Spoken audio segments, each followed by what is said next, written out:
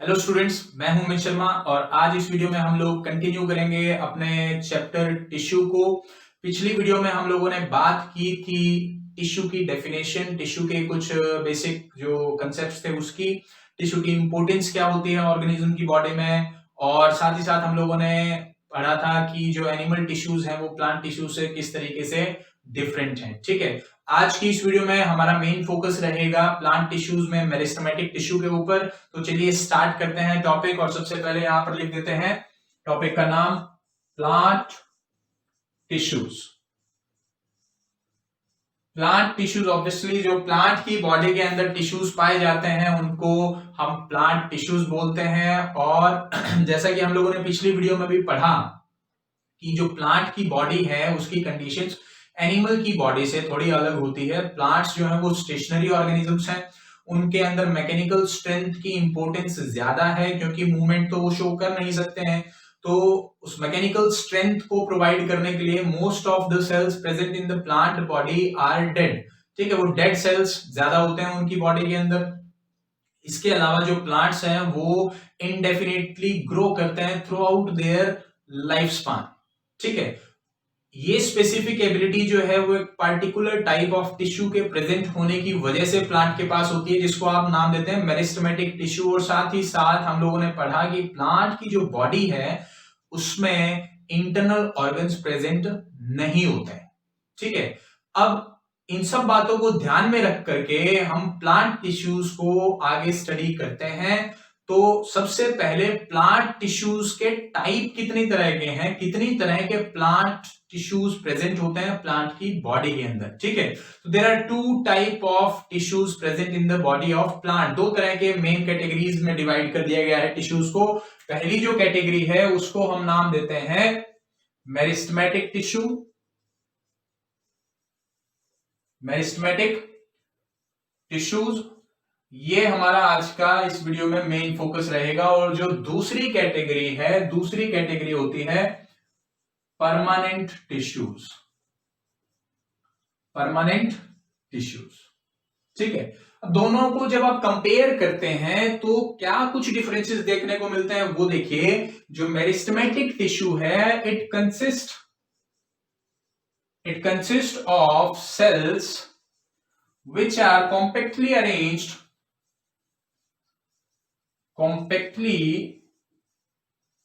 arranged and actively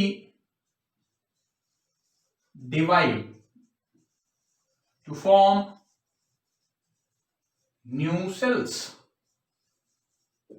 ठीक है, meristematic tissue में जो सेल होंगे वो कॉम्पैक्टली अरेंज्ड सेल्स होते हैं जो एक्टिवली डिवाइड करते रहते हैं ताकि नए सेल्स को बनाया जा सके। कहने का मतलब ये है कि जो सेल्स हैं इनमें, सेल्स ऑफ मेरिस्टेम्स या मेरिस्टेमेटिक टिश्यू आर अनडिफरेंशिएटेड, क्योंकि वो कंटिन्यूसली डिवाइड कर रहे हैं, उनका कोई स्पेसिफिक फंक्शन नहीं है। ठीक है, उनका कोई और स्पेसिफिक फंक्शन नहीं, जैसे कि वो कहीं वाटर की ट्रांसपोर्टेशन में या फूड के सिंथेसिस में पार्टिसिपेट नहीं करते हैं। उन सेल्स का एक ही काम है कि वो ग्रो करें और डिवाइड कर जाएं ताकि नए सेल्स, ज्यादा सेल्स को बनाया जा सके। जबकि परमानेंट टिश्यूज के अंदर अगर आप देखेंगे तो it consist of the cells, it consist of differentiated or mature cells which have specific shape, have specific size and perform a specific function। ठीक है, जो परमानेंट टिश्यू होगा, परमानेंट टिश्यू के जो सेल्स होंगे उनकी एक स्पेसिफिक शेप होती है, वो उनका एक स्पेसिफिक साइज होता है, वो एक पार्टिकुलर फंक्शन को प्लांट बॉडी में परफॉर्म करते हैं। डिवाइड नहीं करते हैं, ठीक है। इसलिए इनके अंदर पाए जाने वाले सेल्स को हम मैच्योर सेल्स या डिफरेंशिएटेड सेल्स बोलते हैं, ठीक है। जबकि मेरिस्टेमेटिक टिश्यू में जो सेल्स पाए जाते हैं वो इमेच्योर या अनडिफरेंशिएटेड सेल्स बोले जाते हैं, जिनका एक ही काम है क्या, कंटिन्यूअसली डिवाइड करते रहना, ठीक है। तो ये बेसिक डिफरेंस है किसमें, मेरिस्टेमेटिक टिश्यू और परमानेंट टिश्यू में। ये आज की हमारी वीडियो का फोकस नहीं है, इसके बारे में हम लोग डिस्कस करेंगे अपने नेक्स्ट वीडियो में। आज के वीडियो में हम लोगों ने पढ़ना है मेरिस्टेमेटिक टिश्यू के टाइप्स, उनके कैरेक्टर्स और वो फंक्शन का परफॉर्म करते हैं प्लांट की बॉडी में, ठीक है।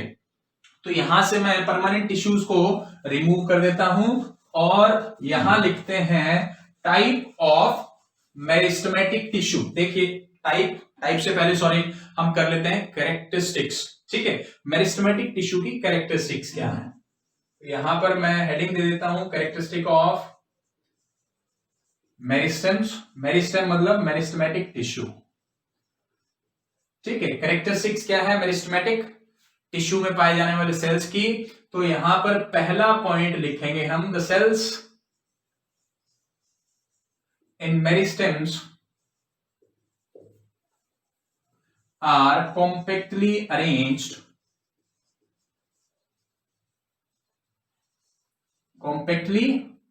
होते हैं। सेकेंड, the cells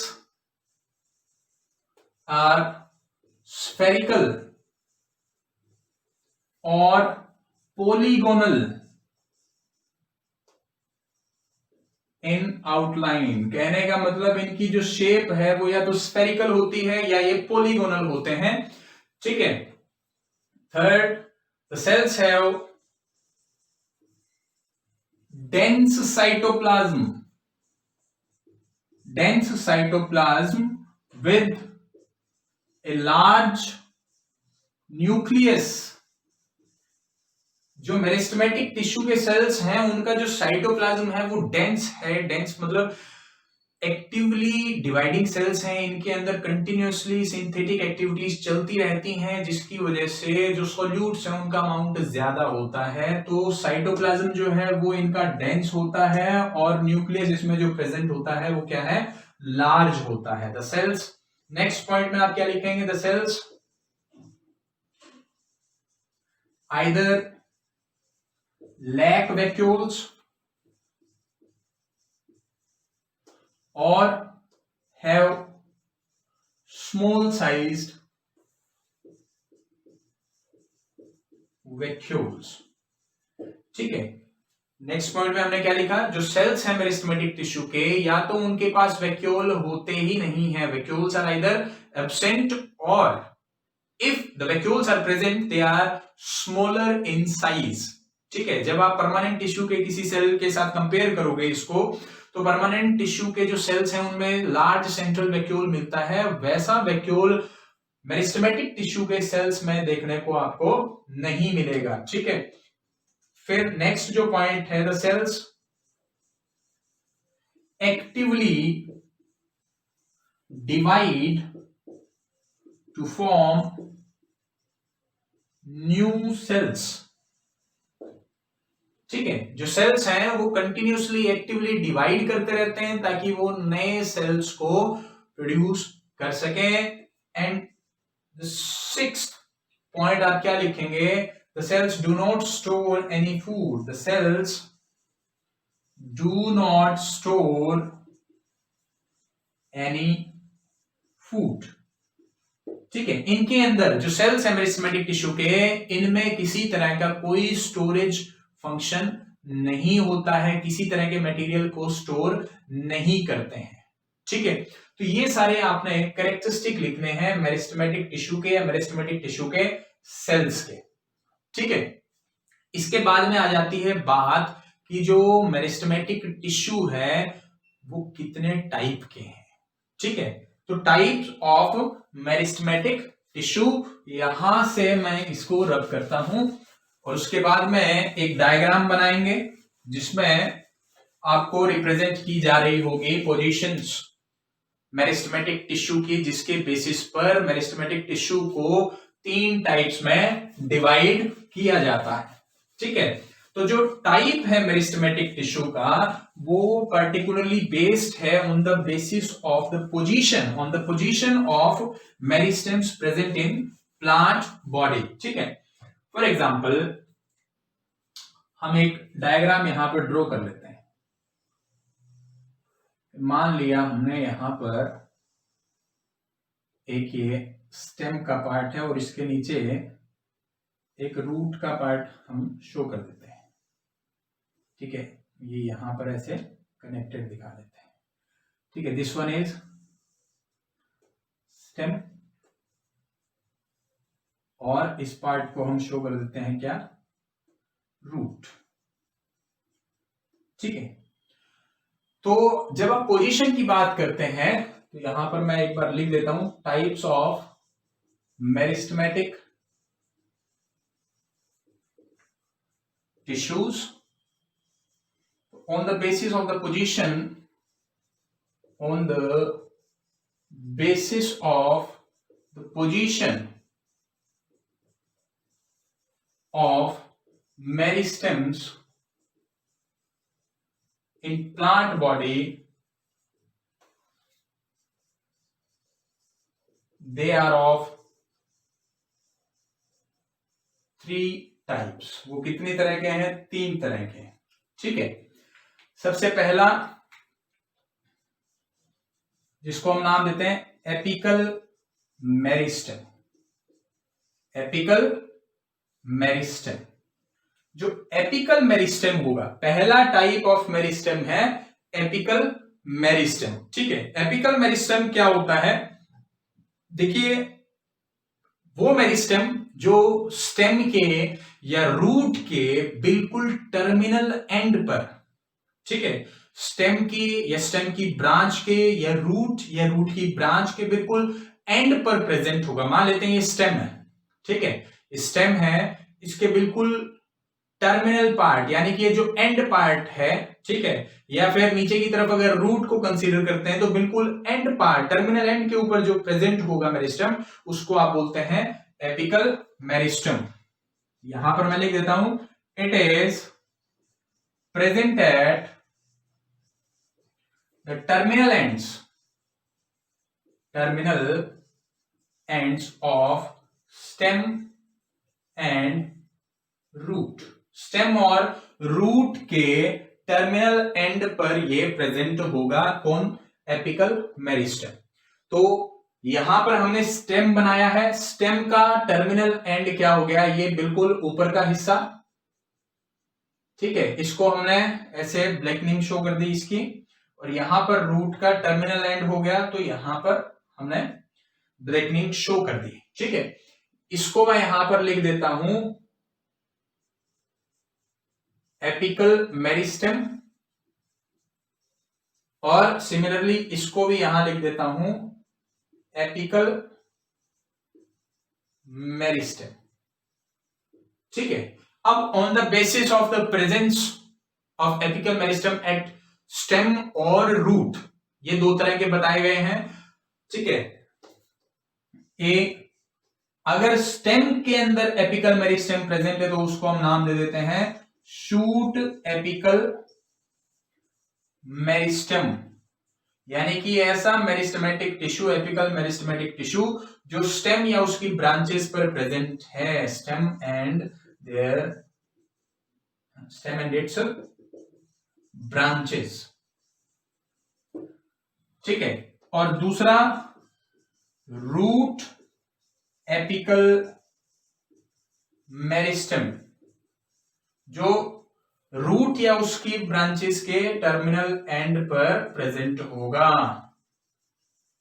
ठीक है, तो यहां पर हम इसको और ज्यादा स्पेसिफाई कर देते हैं, ये हो गया शूट एपिकल मेरिस्टेम और ये हो गया root apical meristem. Apical meristem जो है वो क्या है, टर्मिनल एंड पर प्रेजेंट होता है, किसके, स्टेम या रूट या उनकी ब्रांचेस के। ठीक है, अब ये स्टेम पर प्रेजेंट है या रूट पर प्रेजेंट है, उसके बेसिस पर इसको shoot apical meristem in case of stem and stem branches पर, और root apical meristem for root and root branches के टर्मिनल एंड पर अगर प्रेजेंट है तो उसको दो कैटेगरी में डिवाइड कर दिया गया, shoot apical meristem in case of stem and its branches and root apical meristem for roots and its branches. ठीक है, इसका काम क्या है? देखिए एपिकल मेरिस्टम का फंक्शन क्या होगा। अब मेरिस्टम का काम क्या होता है? मेरिस्टम का काम होता है कि उसके सेल्स कंटिन्यूअसली डिवाइड करेंगे और नए सेल्स बनाएंगे। ठीक है, तो यहां पर चूंकि ये टर्मिनल एंड पर प्रेजेंट है, यहां पर नए सेल्स कंटिन्यूअसली बनेंगे, तो it helps in increasing the length of roots and stem. ठीक है, जो एपिकल मेरिस्टम होगा वो क्या करेगा? Length of the root and length of stem को इंक्रीज करवाने में हेल्प करता है। ठीक है, ये चीज आपको ध्यान रखनी है। तो पहला टाइप कौन सा है मेरिस्टेमेटिक टिश्यू का? Apical meristem. ठीक है, और ये कहां प्रेजेंट होता है? ये terminal end of the stem and root पर प्रेजेंट होता है। अब अगर आप रूट की बात करेंगे तो उसको आप बोल देंगे रूट एपिकल मेरिस्टम, अगर आप स्टेम की बात करेंगे तो उसको आप बोल देंगे शूट एपिकल मेरिस्टम। और एपिकल मेरिस्टम का फंक्शन क्या है? It helps in increasing the length of the plant part, यानी कि अगर वो स्टेम में है तो स्टेम की लेंथ को इंक्रीज करवाएगा, रूट में है तो रूट की लेंथ को इंक्रीज करवाएगा। ठीक है, दूसरा जो मेरिस्टेमेटिक टिश्यू होता है वो भी पढ़ लेते हैं इसके साथ ही। जो दूसरा टाइप है एपिकल मेरिस्टम के बाद आता है दूसरा इंटरकैलरी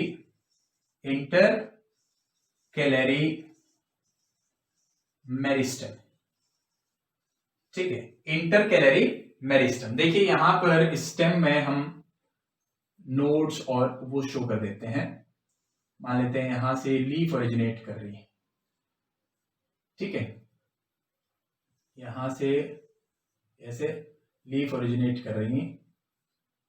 सिमिलरली यहां से भी दिखा दिया।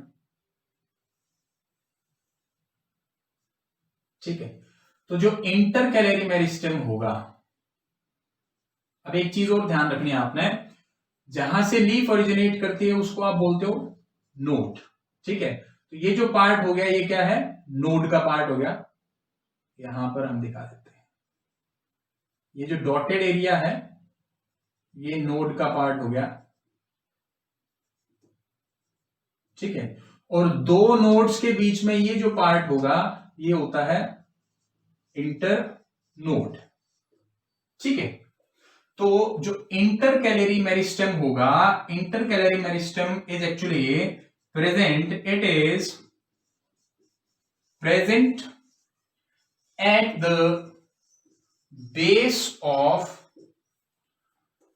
Nodes and internodes. इंटरनोड के बेस पर या नोडल रीजन जो होता है स्टेम पर, उसमें ये प्रेजेंट होता है। एंड एक चीज और आपको ध्यान रखनी है कि जो इंटरकैलरी मेरिस्टम है ये वास्तव में एपिकल मेरिस्टम से ही बनता है। लेफ्ट आउट पार्ट होता है, जैसे जैसे एपिकल मेरिस्टम जो है वो लेंथ इंक्रीज करेगा तो कुछ पार्ट एपिकल मेरिस्टम का वो नोड्स पर छूट जाता है, उसी को आप बोलते हो इंटरकैलरी मेरिस्टम। तो मैं यहां पर ये पॉइंट लिख देता हूं, जो इंटरकैलरी मेरिस्टम है it is the left out part of apical meristem.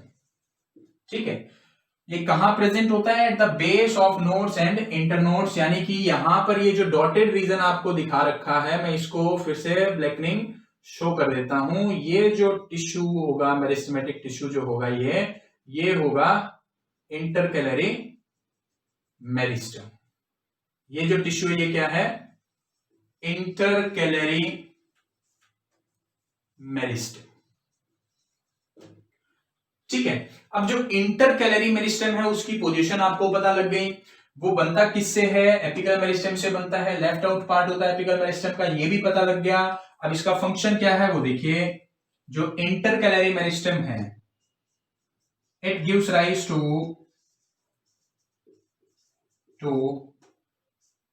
Plant organs like leaves, ठीक है, लीव्स की फॉर्मेशन में, फ्लोरल फॉर्मेशन में, एंड ब्रांचेस, ब्रांचेस जो बनते हैं वो भी इसी से बनते हैं, ठीक है। क्या करता है, it gives rise to plant organs like leaves हैं, फ्लावर्स हैं या ब्रांचेस हैं, ठीक है। फिर नेक्स्ट इसका फंक्शन क्या है, इट हेल्प्स इन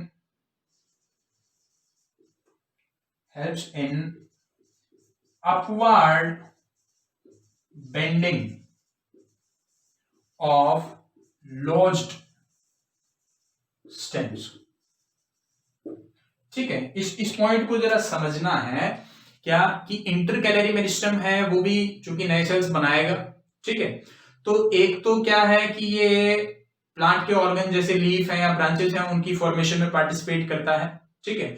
दूसरा जो लॉज्ड स्टेम्स हैं, लॉज्ड स्टेम्स का मतलब ऐसा प्लांट का स्टेम जो तेज हवा की वजह से या पानी के बहाव की वजह से या किसी जानवर की वजह से स्टैंडिंग पोजीशन में ना रह करके ऐसे नीचे गिर गया होता है, उसको वापस अपवर्ड उसकी बेंडिंग, ठीक है, यानी कि गिरे हुए स्टेम के अपवर्ड बेंडिंग के लिए जो टिश्यू रिस्पॉन्सिबल होता है वो भी कौन सा है, इंटरकैलरी मेरिस्टेम। जो लॉज्ड स्टेम है, लॉज्ड का मतलब जो झुका हुआ स्टेम था उसका वापस अपवर्ड बेंडिंग जो है वो कौन करवाएगा, इंटरकैलरी मेरिस्टेम ही करवाता है। इसके अलावा it also helps in increasing the length of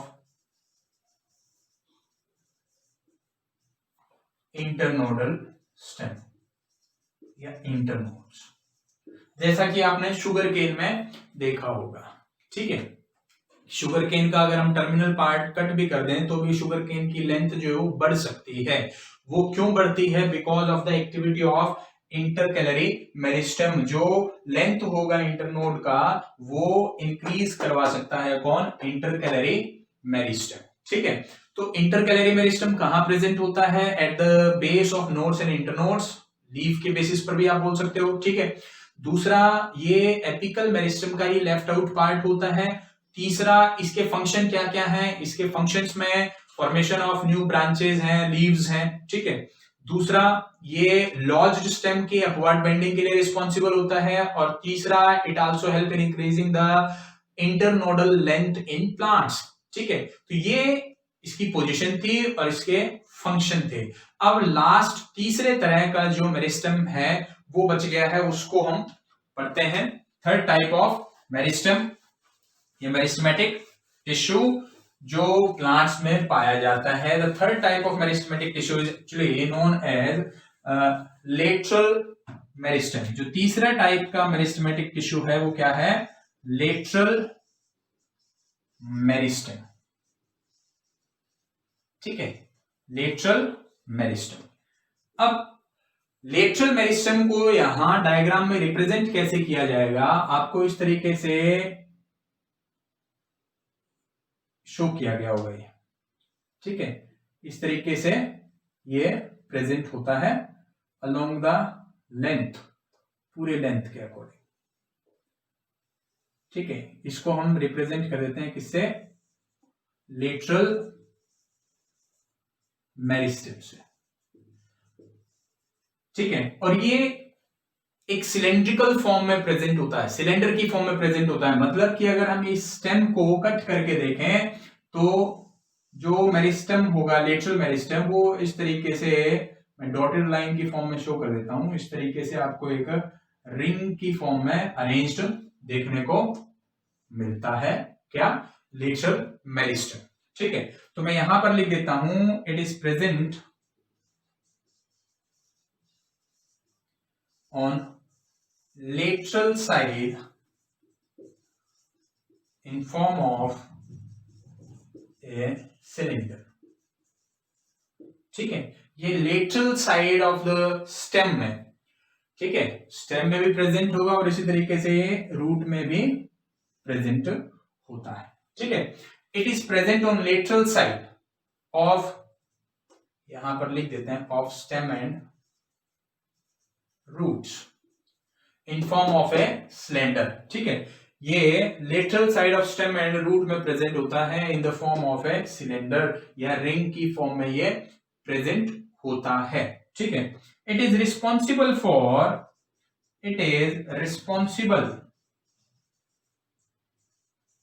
for increasing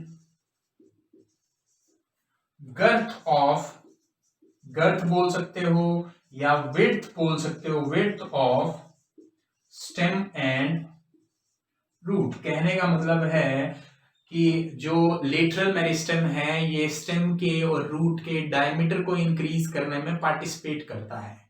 ठीक है, क्या करता है, ये जो मोटाई होगी स्टेम की या रूट की उसके लिए रिस्पॉन्सिबल होता है कौन, लेटरल मेरिस्टेम। ठीक है, और देखिए 9th क्लास में इसके दो टाइप आपको बताए गए हैं। It is of two types. कौन कौन से, इसको वैसे कैम्बियम का भी नाम दिया जाता है। तो एक है वेस्कुलर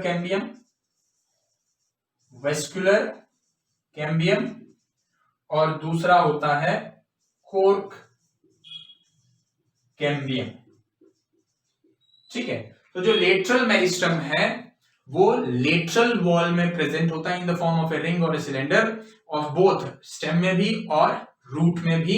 ठीक है, इसका मेन फंक्शन क्या है, इंक्रीजिंग द गर्थ या विड्थ और diameter of the stem and root. ठीक है, इसके टाइप आपको दो तरह के बता रखे हैं 9th क्लास के अकॉर्डिंग। कौन कौन से, एक है वेस्कुलर कैम्बियम और दूसरा है कोर्क कैम्बियम। ठीक है, इसको सेकेंडरी मेरिस्टम भी बोला जाता है। ठीक है, वेस्कुलर कैम्बियम और कोर्क कैम्बियम को। एक्चुअली जो वेस्कुलर कैम्बियम है वो जाइलम एंड फ्लोएम की फॉर्मेशन शो करवाएगा और कोर्क कैम्बियम जो है वो कॉर्क की फॉर्मेशन शो करवाता है प्लांट बॉडी में। उसी की बेसिस पर इनको नाम दिए गए हैं। ठीक है, जाइलम, फ्लोएम और कोर्क के बारे में हम अपने अगले वीडियो में पढ़ेंगे। तो यहां पर लेटरल मेरिस्टम आपको lateral wall of the stem and root में सिलेंडर या रिंग की फॉर्म में प्रेजेंट होता है। इसका काम है diameter of stem and root को इंक्रीज करना। सेकेंडरी टिश्यू फॉर्मेशन में ये इंपॉर्टेंट रोल प्ले करता है। दो तरह का होता है, वेस्कुलर कैम्बियम और कोर्क कैम्बियम। वेस्कुलर कैम्बियम जो है ये जाइलम और फ्लोएम बनवाएगा, जाइलम एंड फ्लोएम। कौन से, सेकेंडरी। ठीक है, और कोर्क कैम्बियम जो है वो secondary cortex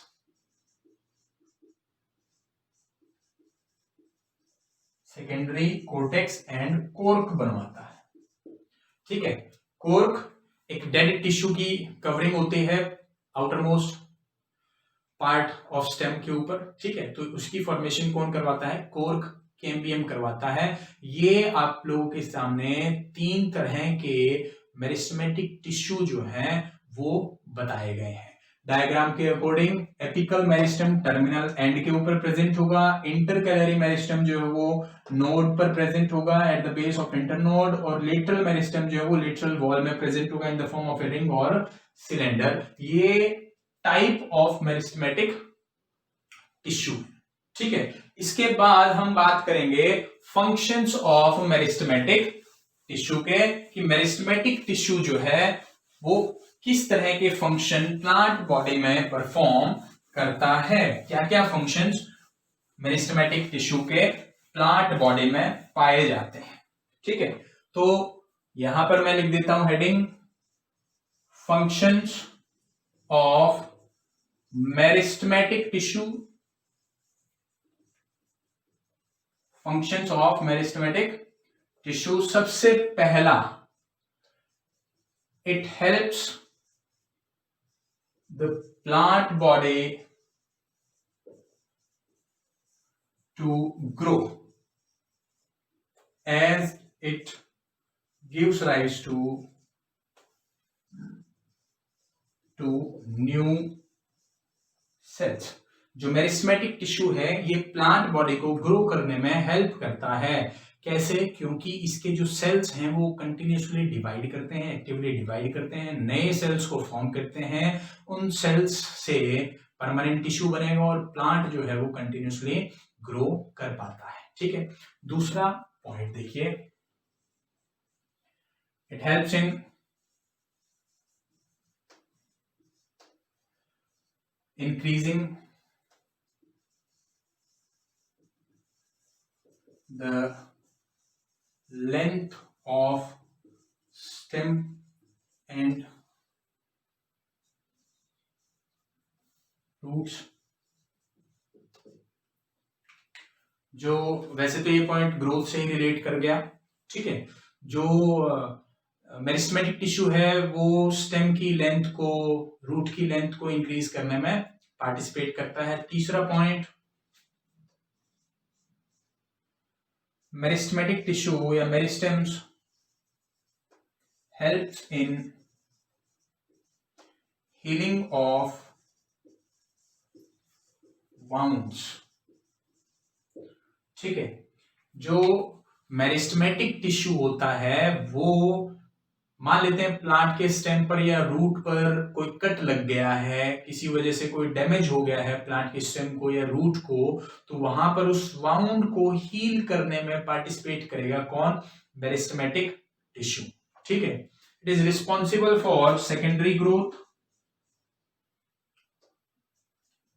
it is responsible for secondary growth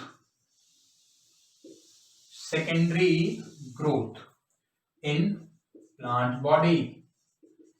plant body में जो सेकेंडरी ग्रोथ होनी है, नया जाइलम फ्लोएम बनेगा, नया कोटेक्स बनेगा, ठीक है, वो सब मेरिस्टेमेटिक टिश्यू की वजह से ही होता है। अगर मेरिस्टेमेटिक टिश्यू नहीं होगा, पार्टिकुलरली लेटरल मेरिस्टेम नहीं होगा, तो वो सेकेंडरी ग्रोथ शो नहीं कर पाएगा। ठीक है, उसके बाद एक important point, meristematic tissue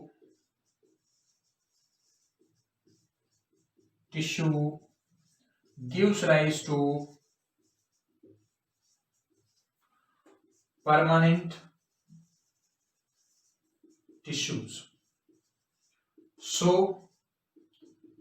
it is a parent tissue in plant body। अब एक चीज, जो ये लास्ट पॉइंट हमने लिखा है कि जो मेरिस्टेमेटिक टिश्यू है ये पेरेंट टिश्यू है। पेरेंट टिश्यू क्यों है? देखिए, हम लोगों ने इस वीडियो की शुरुआत में बात की थी कि जो परमानेंट टिश्यू के सेल्स हैं उनकी एक स्पेसिफिक शेप, साइज और एक फंक्शन होता है, जबकि मेरिस्टेमेटिक टिश्यू के पास जो सेल्स हैं उसके अंदर ये सब कुछ नहीं होता। लेकिन वो परमानेंट टिश्यू जो है, वो जो सेल्स हैं परमानेंट टिश्यू के, वो बनते हैं किससे हैं? वो मेरिस्टेमेटिक टिश्यू के ही डिवाइडिंग सेल्स से बनते हैं। जो सेल्स डिवाइड करके नए बने हैं, अब उनके पास दो रास्ते हैं, या तो वो फर्दर कंटिन्यू करें अपने डिवीजन को, या फिर वो क्या करें, एक स्पेसिफिक शेप को, साइज को, फंक्शन को परफॉर्म करना स्टार्ट कर दें। मतलब कि जो मेरिस्टेमेटिक टिश्यू है, अगर उसके सेल डिफरेंशिएट हो जाते हैं, मींस उन्होंने एक पार्टिकुलर शेप अटेन कर ली है, एक पार्टिकुलर फंक्शन परफॉर्म करना स्टार्ट कर दिया है, तो हम बोलते हैं कि जो मेरिस्टेमेटिक टिश्यू के जो सेल्स हैं वो डिफरेंशिएट हो गए। और डिफरेंशिएट होने के बाद में वो क्या करेंगे? डिफरेंशिएट होने के बाद में वो इसमें चेंज हो जाएंगे परमानेंट टिश्यूज में। तो यही पॉइंट हमने यहां पर लिखा, meristematic tissue gives rise to permanent tissue.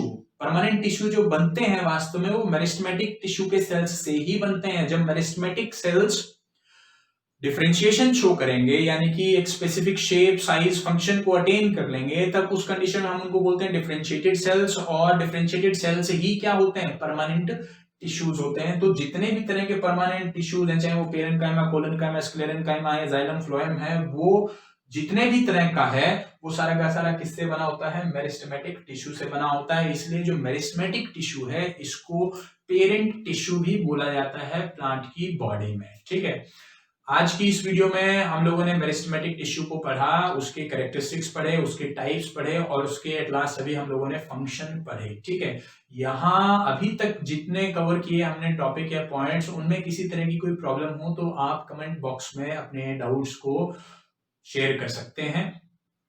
ठीक है, इससे आगे का जो पार्ट है यानी कि परमानेंट टिश्यूज का जो पार्ट है वो हम स्टार्ट करेंगे अपनी नेक्स्ट वीडियो में। ठीक है, तब तक मेरिस्टेमेटिक टिश्यू को अच्छे तरीके से पढ़ लीजिए, समझ लीजिए। ठीक है, इंपॉर्टेंट क्वेश्चन इसमें से आ जाता है कई बार। ठीक है, और पार्टिकुलरली जो डायग्राम आपके एनसीईआरटी में भी दिया हुआ है, ठीक है, ये आपको जरूर ध्यान रखना है। ठीक है, तो आज की इस वीडियो में इतना ही। नेक्स्ट टॉपिक के साथ मैं आपसे फिर मिलता हूं अपने नेक्स्ट वीडियो में। तब तक के लिए goodbye, thank you and have a nice day.